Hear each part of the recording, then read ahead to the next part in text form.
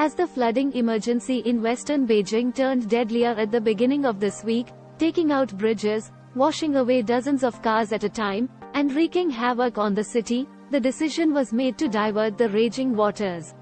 The effect was almost immediate. The pressure came off in the capital, but the water had to go somewhere.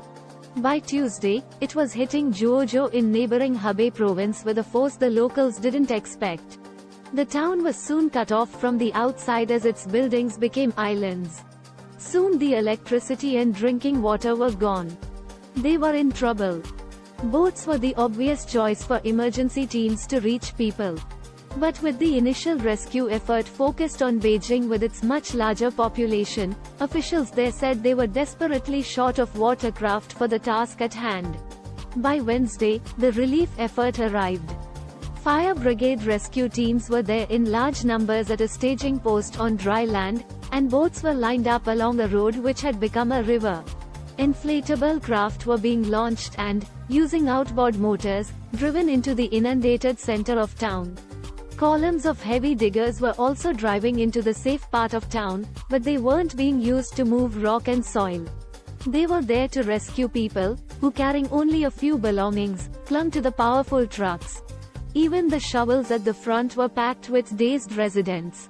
As locals arrived to register at the shelters, the elderly were being helped by neighbors and family members. They looked shocked but relieved to be safe. "We brought nothing with us," said one woman, smiling while she held her baby. Then looking down to her child she added, "We needed to just get out and keep this baby safe." Next to her, an older woman nodded and said, "All the buildings around us were flooded, some up to the second floor. Some people said they'd lost almost everything when they left their submerged homes. And yet they were relieved and extremely grateful that China's firefighters had reached them. It hasn't been an easy task." Several rescue workers died in Beijing trying to help others. At the registration point, a woman with a megaphone directed newly arriving people to where they could get assistance. She was proud of the work they were doing but had been very worried herself as the water rose to her chest in her own house before she could get out. It was the speed and the volume of the water which she couldn't believe. "We didn't expect it to be this bad," she said. "We didn't expect there to be so much water and, as we waited, it went up and up. We were really scared." There has been some resentment in Hebei province that they had to take the brunt of this potentially deadly flood to control the crisis in Beijing. Using connected dams, reservoirs and waterways, the flood was pushed away from the capital and into parts of Hebei where fewer people live. Zhuozhou residents complained on social media that they were not given enough notice to escape when the decision was made to put them directly in harm's way. Anger has only increased after Hebei's party secretary Ni Yufeng proudly declared that his province would act as a moat to protect Beijing. On social media people were venting. "Is he party secretary of Hebei province or Beijing? I'm confused," wrote one person. Another was more cutting, writing, "Those in power only care about their superiors. Congratulations. He'll be promoted." But the obedient 70 million residents of Hebei will be sacrificed. The problem is that the flood relief system is simply designed this way, according to Wang Weiyuo, a Chinese engineer who now lives overseas after criticizing China's construction of the Three Gorges Dam.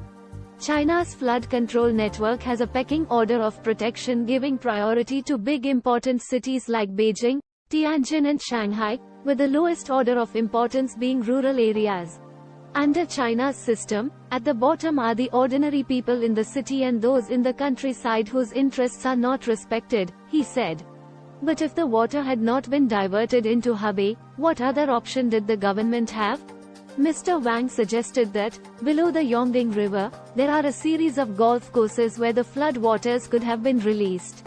To discharge the water there first would cause the least economic loss and have the least impact on human lives. But those who benefit from the country's flood relief priorities are those who play golf there. Other experts have, however, defended the Chinese government's strategy to redirect the water to safeguard more important areas.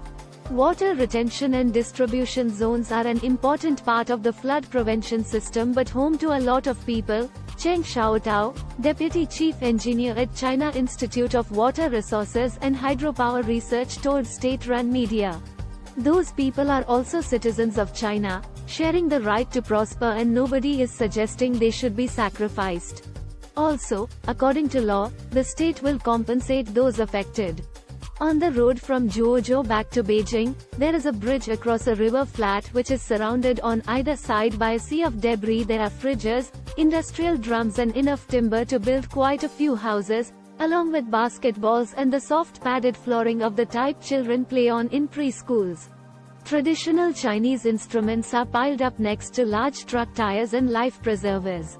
The most striking thing is the sheer volume of the material to have been pushed along by the flood and delivered to a single location in one go, so striking that crowds were gathering to photograph the scene as if this was some unmissable, freak act of nature.